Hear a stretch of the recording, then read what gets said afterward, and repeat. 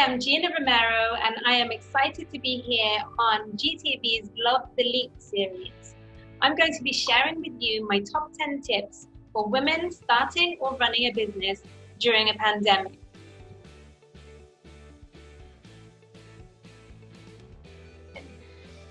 So my first tip is to start with you. So what does that mean? I feel that as women, having confidence in ourselves is sometimes the challenge, right? So a lot of the time, you really have to start with you and working on yourself first, because I can guarantee that every single one of you, or almost every single one of you, has doubts in your mind about the things that you want to do. No matter how experienced you are, or no matter how experienced other people think you are, you have doubts in your mind when you have an idea. So, I'm sure there are ladies who are very experienced in their corporate jobs, have been doing very, very well in their career. You want to start something, but then you have a voice in your head and you're thinking, well, what if I fail? What if I can't do this? What if it goes wrong? Okay. So you really have to start with that voice in your head, because if you want to be an entrepreneur, the first thing you're going to have to do is learn to listen to yourself, your mind, your heart, and your gut, right? Your gut instinct. You can't, spend too much time listening to other people. And that brings me on to my second point. One of the things that I know everybody goes through, I'm sure that many people think that this is a Filipino thing, and it is, but it's also global. Everybody does this, is you have these loving people in your life. So other than the voice in your own head that tells you that you might not be able to do things, you have loving people in your life trying to protect you, who warn you against doing the things that you want to do. Like, so if you want to start a business, how many of you have had parents that said, are you crazy? You're going to quit your stable job with your very good income and you're going to go and do something completely crazy? I know lawyers who quit being a lawyer and became fashion designers. And how many people do you think told them not to do it? It just sounds like a crazy thing, right? Like, they spent all the money and the training and everything on their law school, and then all of a sudden they realize it's not their passion, but actually they want to be a fashion designer. And probably their best friends, sisters, brothers, and everyone else in their life told them that they must be mad. So, if you can't have courage and believe in yourself, you're going to struggle in business. So you have to get that mindset right straight away. And I think, these are the things that you need to think about when you're preparing yourself for business or anything that you're going to do in life, right? You need to be prepared to be authentic. Tell people, this is something that I really wanted to do, and I'm passionate about it, and I really want to go and do this, and this is why. And do it your way, not anybody else's way. And be transparent. Just tell people, look, I have to try this. I have to try it. And if I don't try, I'll never know if I could have been a success. And of course, you need to be innovative in business, because if you're starting up a business at any time, you need to try and come up with something that's a little bit different. But if you're starting a business now, you really need to dig deep and find that innovation within. And again, resilience is very important in business, regardless of if you are starting a business during a pandemic or a business during normal times. I think resilience is important. And then, of course, courage. You have to be willing to take that very first step. And the interesting thing is that all of these things, especially courage, they're not necessarily linked to huge, big things, right? So how many of you are sitting there thinking, well, I'm not very courageous? Well, how many of you have had to cut your own hair during the pandemic, or let someone else cut your hair during the pandemic? So this is me cutting my own hair with help from a stylist. And we use Zoom, and because even now my hair's getting too long, but as soon as my hair gets super long, I get very stressed and I feel tired. So I had to cut my hair, and I thought the only way I can do it is if I have help from someone else. And so we did it over Zoom together, and I actually posted it on Facebook Live just because I thought a lot of people might relate to having this problem. But definitely, being in a situation like this shows us how courageous we are. So if you had to cut your family's hair, that's also a step in a new direction if you've never done it before. So don't just dismiss yourself and say, well, I'm not courageous and I'm nervous and I'm not innovative. You probably are all of these things. You just don't recognize it in yourself yet. So do look for those things that tell you that you actually have the entrepreneurial spirit within. I think Filipinos are very entrepreneurial by nature anyway, because we have to, right? So the next step, leading on from the confidence, is once you've given yourself that internal go ahead, regardless of what other people in your life are saying, how do you get started? A lot of people actually message me and say, I really want to start a business, but how do I get started? And I'm very sorry to say it, but the advice is simple. You just have to do it. Following on from advice from Nike, the only way that you're going to start anything is to take the first step, right? But don't overwhelm yourself, because I think another thing that we tend to do is that we tend to overwhelm ourselves. And I do this all the time. I'll say, oh, I want to start something, something small. And then the idea will get bigger and bigger and bigger. And before I know it, the idea is so huge that I've actually terrified myself out of taking the first step. So if you have a big vision, that's great. You can have a huge vision to change the world, to become a billionaire, or a small vision. It doesn't matter. The point is, no matter whether your vision is big or small, all things start with one small step, right? So if you feel overwhelmed and you don't know where to start, just take a pen and paper and say, well, what could I do today? What's the first step that I could do towards my goal, right? To starting this business. Maybe it's as simple as reading some blogs or watching a video or taking a course. Maybe it's as simple as doing a bit of research. Maybe it's as simple as setting up your Facebook page. It could be just a small, simple thing, but you have to start somewhere. So try and identify whatever that thing is.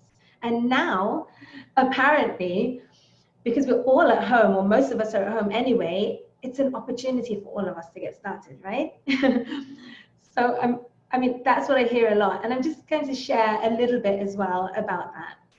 A lot of people are like, pandemic, lockdown, here's 50 books that I'm going to read. I'm going to do 3 online courses. I'm going to set up that website that I've never started to do. Can you really cope with that right now? Let's be honest, we're all under strain, major strain. I just had to take a week off. I haven't been sick for a year. I haven't taken a day off sick for a year. I had to take time out because so much is happening and so much has been changing and shifting, and it's very stressful. Even if you don't know that you're stressed, you've got to be stressed inside, right? Definitely, because we're not in normal times. So ask yourself the question, is now the right time to actually take steps, and do this? Or should I just be a little bit kind to myself and say, you know what, maybe it is a great time for other people to do this, but I'm just going to take a little bit of time out and wait and breathe and take care of myself and my family, and and try and stay motivated and actually have some compassion for myself, because I think we're brilliant at being compassionate for everyone else and taking care of everyone else, but do we actually give ourselves the time of day that we need?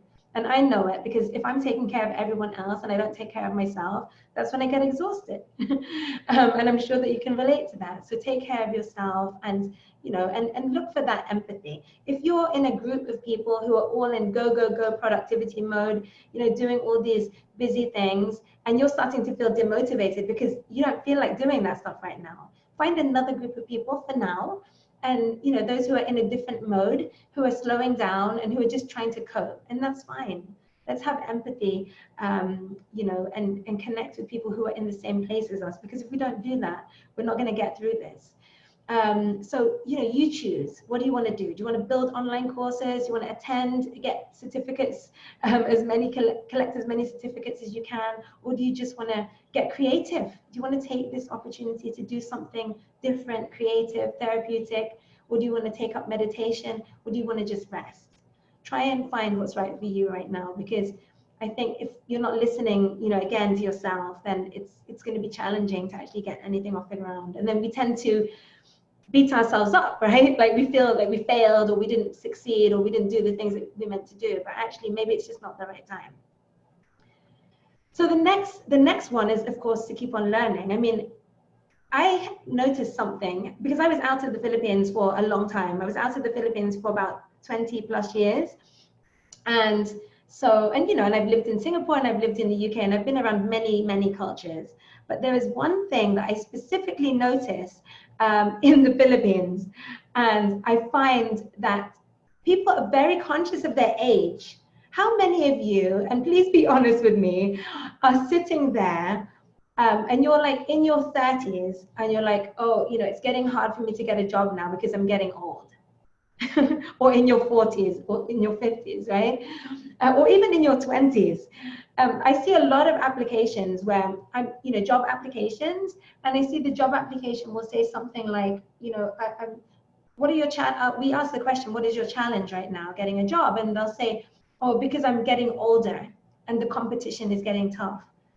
Please don't do that. Your experience is your asset, right? If you've spent 20 years or 30 years in a corporate career and you're now trying to get a job in a startup or something else, you should be recognized for that.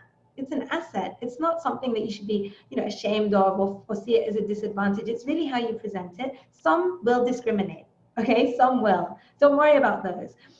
Look for the ones who would look at your CV and say, wow, this lady is amazingly experienced.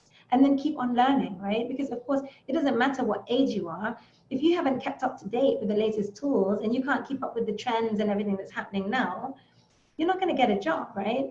If I invite you to an interview and I say, oh, can we use, and I use some random tool that you've never used. If you say to me, oh, well, I don't know how to use that tool, can we just use Zoom?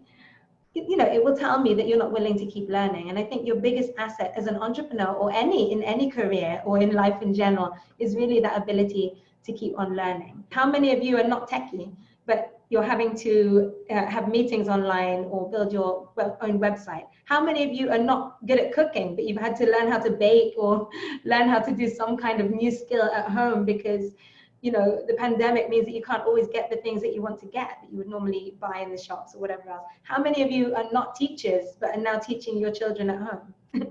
So, we all have to start somewhere. And I really believe that, just having the courage again to do that. And this is our youngest son, Luke. He's turning 10 this year, and that's him doing his assembly online. And teachers, I salute the teachers out there who are having to just figure out how to be an online teacher. And those of you who are having to work from home with your kids home, and I think that's actually my actual attempt of trying to bake an Elmo cupcake in the bottom corner there. And there's people, BBC Dad is celebrated now as the guy who sort of made it okay to have this chaos happening in your home when you're working from home. And I think thanks to incidents like that and the fact that we're all forced to work from home now, it's becoming much more acceptable to be working around your family and for things to go wrong, technical problems or family interruptions. It's becoming okay. And I think that's good for all of us. And the next point is, don't try to do it all. How many of us try to do it all and then can't do it all because we just can't cope with it? My to-do list is as long as my arm, probably literally as long as my arm if I printed it out. And I do try to do it all sometimes, but I have to remind myself that if I'm not going to get to do everything on my list, I have to pick something, right? What am I going to prioritize? And there's so many productivity lessons out there, how to manage your time, how to be more productive. There are tools, there are techniques.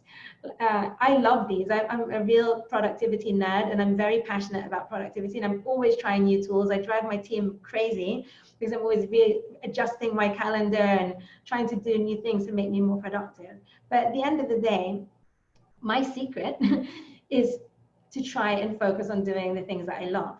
And I know that sounds very idealistic, and it is, but if I have a to-do list that's, has 100 items on it, I want to do the things that I'm good at, that I love to do. That's what I should be spending my time on. What's the point in me spending my time doing the things that I'm terrible at doing, that I hate doing? So, if you're struggling with managing your time and your productivity and you don't know where to start, just make a list of everything that you need to do. And then circle the ones that you know that you're good at doing, that you love doing. And of course, you have to do a little bit of prioritization by importance, because sometimes we all have to do things that we don't love to do. And we're not necessarily the best person, but we have to, especially when we're starting out. But make sure that you're getting the right balance. And, if you have a lot of things on your to-do list, whether it's business or work or family, and you're noticing that most of the things that you have to do are the things that you don't like to do, that you're not good at doing, you're going to be demotivated. So you have to find a way to offload some of those tasks. Otherwise, you really will get drained. And the interesting thing right now is that roles are changing. I mean, in the home, right? The women, most of the time, I think, used to, certainly in our house, used to do the shopping. My husband never shops unless he was shopping for something that he wanted to shop for. So, you know, who's doing shopping now? My husband has been doing the shopping because he has the quarantine pass, and it's been quite hilarious watching him. It takes him like 3 hours to buy, you know, 10 items. And he has to message me every time and send me photos of all the items to check if it's the right item. So I'm so happy to know that, you know, it's a little bit more relaxed now, and someone else in the house can go out and shop. And we can also order most things because it drives me mad. But he actually likes doing it. So he likes doing that, but he's not very good at it. So by all means, you know, invest time in getting better at doing something if you enjoy doing it. But if you really don't like doing it, what's the point in spending your time there? All these different roles are shifting, but at the end of the day, if you still have to hold down a job, manage the kids, teach the kids, shop, cook, and all of it, can you do it all and launch a business? You got to get bossy and at home and try and get rid of some of the tasks and make sure they're delegated. And this is an actual photo of my shopping list that I sent to my husband, and then the screenshots. And I feel so sad for him because it's confusing enough for a woman to choose a sanitary towel, but when a man has to choose a sanitary towel, it's just a whole universe of confusion. And I don't know how you ladies are coping and if your husbands have had to deal with that situation, but haven't times changed? I'd love to see. I'm going to read up the comments later, so post in your comments if you can relate to that specific situation. And finally, or not finally, actually, we still have 5 more to go. So, you know, the next step, I guess, from figuring out what you need to offload, whether it's at home or at work, is really getting good at outsourcing, delegating, or automating, or even bartering. You know, when you're in business, you need to find the right person to get the job done. It really, really is important, because if you're bad at finance, and you're trying to do your own finances, you're going to have a problem. You must get people, like key people, to do the things that you don't know how to do, because it will take too much time for you to try and learn to do it all.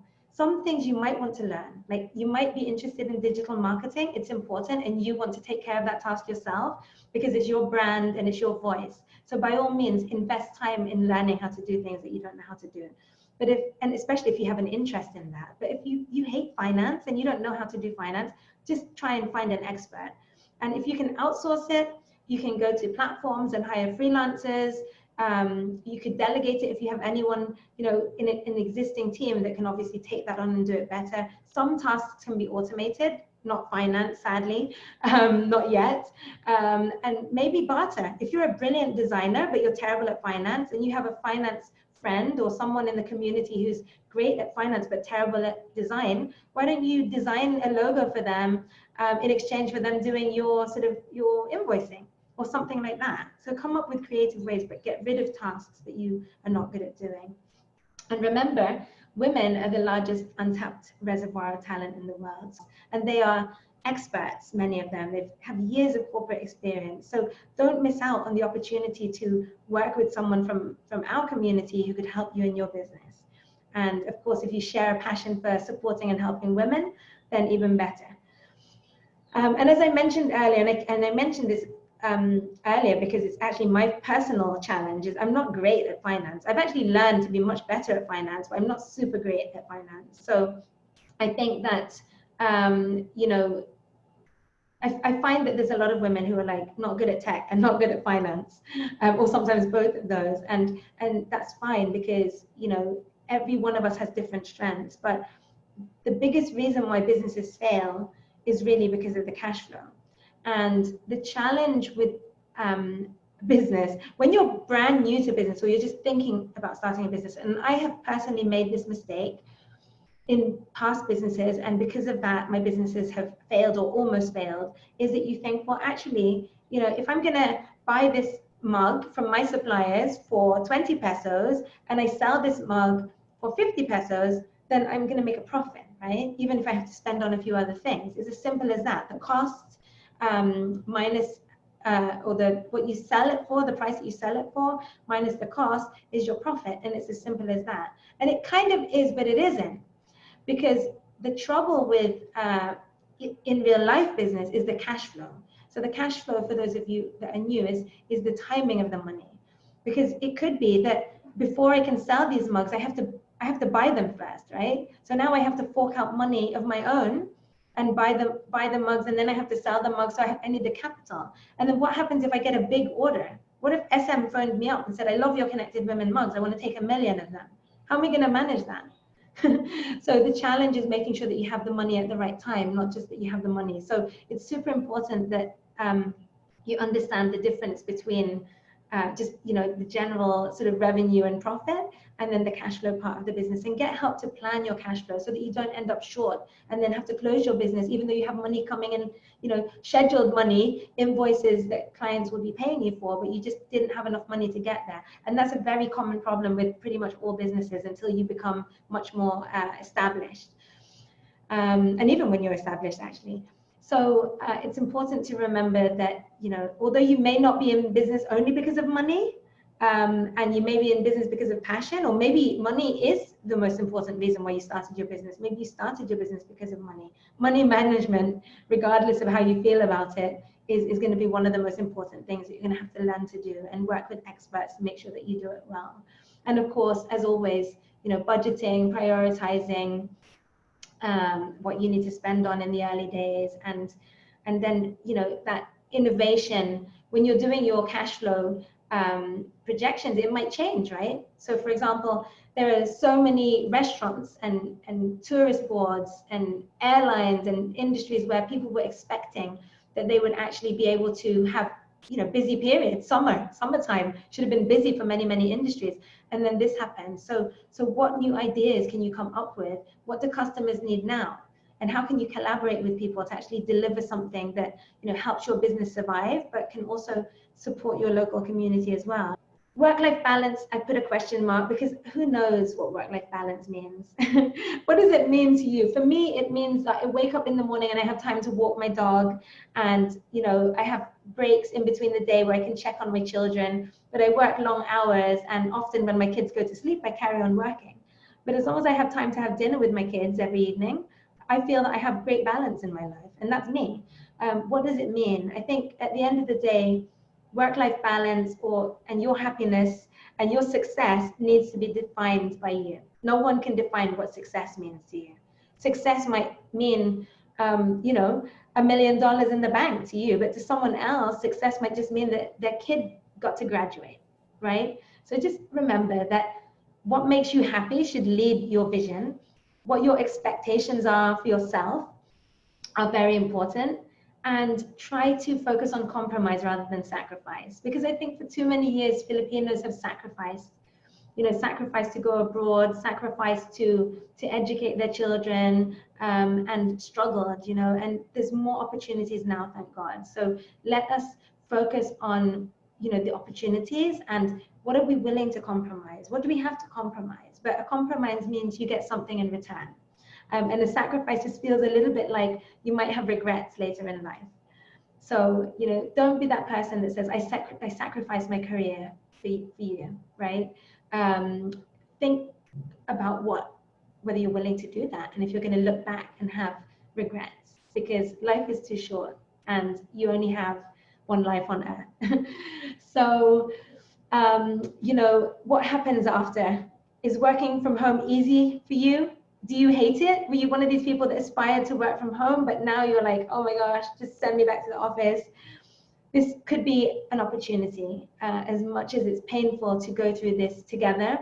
And I know that many women and families and people all over the world are suffering and struggling, and worried and concerned, but it could be a chance to reflect on new choices, reflect on life and how it's been so far, and maybe we can do things differently, even a little bit differently, because do we really want to go back to how things used to be? I certainly hope that we never, ever see EDSA like this again.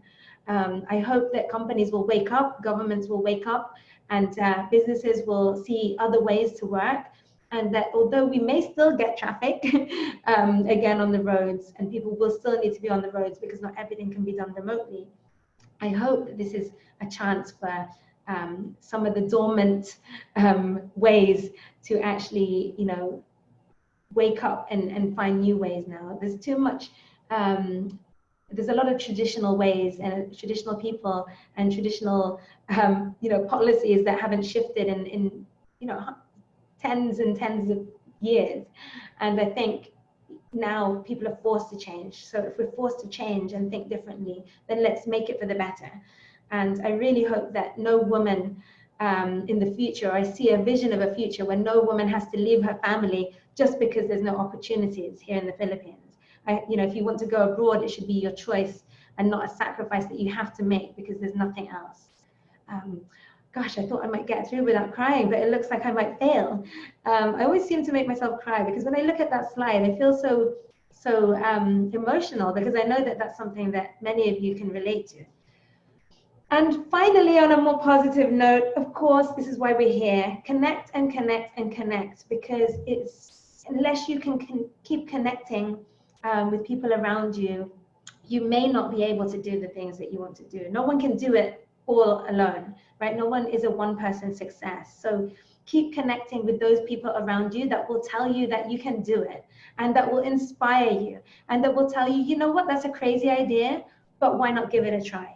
Because if you keep listening to those negative voices in your head or around you, you may not be able to find that next step that makes you happy in your life. So connect with people. And I love this quote by Oprah. She said, surround yourself with people who are only going to lift you higher, especially in your work. You may be surrounded by family members who are just like that. Some people are just negative or risk adverse or afraid of things, and they love you and they care about you. So if they're telling you not to do things, don't blame them. But there are people that you can surround yourself with who will challenge you with your ideas and push you forward and move you towards your happiness and your success. So find those people. And remember, connecting is not just connecting today. It's not just joining an event or joining a networking session and being there, and meeting and exchanging business cards and adding people on Facebook as your friends. It really is important to invest in your relationships because meaningful connections take time. There's how many women on this call right now? I think the last time I looked, there was a couple of hundred, I think, more than 300. So many of us, we can't connect meaningfully with all of you. You can connect briefly and pass like ships through the night, and see each other's comments and support each other. But if you really want to connect with people, you have to find that tribe, right? That small tribe of people. It doesn't have to be hundreds. It could just be the 10 people in your local Connected Women group, in your local community, your closest friends, and really invest the time in growing those relationships and finding that tribe, the tribe that's right for you, that will help you grow as a person and that you can contribute to as well. And finally, I will leave you with my most favorite quote.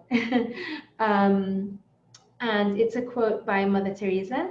And she says, we cannot all do great things, but we can do small things with great love. And I live by this because I'm overwhelmed, right? I can't do enough to help the women in the community. There's so many things that need to be done. And I never feel like I'm doing enough.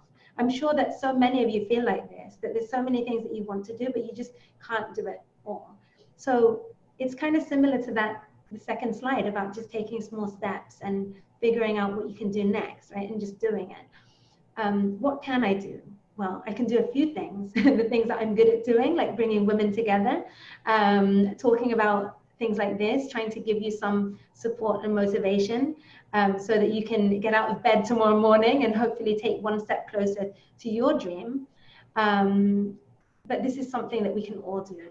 So whatever that tiny, tiny thing is that you feel that you can contribute, it's valuable and it's very much appreciated. And that's it from me. Thank you. So I hope you enjoyed my top 10 tips for women starting up and running a business during the pandemic. I would love to stay connected with you. So let's connect on LinkedIn, Facebook, and Twitter.